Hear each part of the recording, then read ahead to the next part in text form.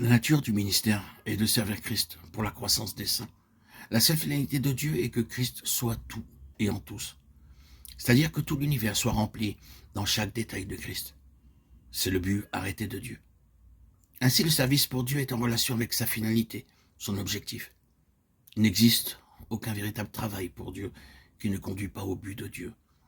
Et si celui-ci est Christ, tout et en tous, le service est lié par ceci, à savoir qu'il en découle une croissance de Christ, un développement en Christ, un ministère de Christ, de sorte que dès la toute première étape dans la vie d'un enfant de Dieu, il est question de recevoir Christ.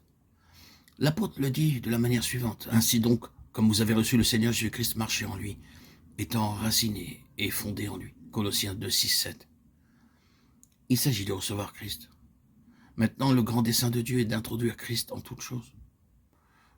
Le grand objectif du diable est d'éloigner Christ de toutes choses. Et il tentera de le faire de toutes les manières possibles et inimaginables, même à vous faire croire que Christ a été reçu quand ce n'est pas le cas, afin de vous détourner et vous diriger vers une autre voie, avant que la chose se produise réellement.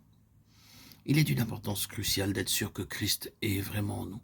Une fois qu'il l'est, Dieu possède un ancrage en lien avec son but final.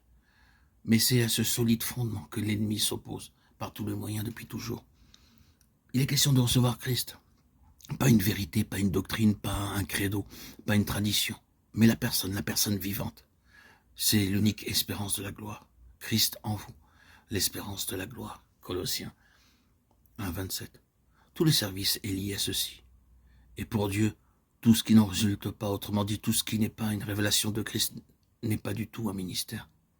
Et à partir du moment où Christ est reçu en premier, administré dans le Saint-Esprit, introduit dans l'être, tout ministère a pour objet d'accroître la mesure de Christ, afin que la stature spirituelle, qui est celle de Christ, grandisse et se développe.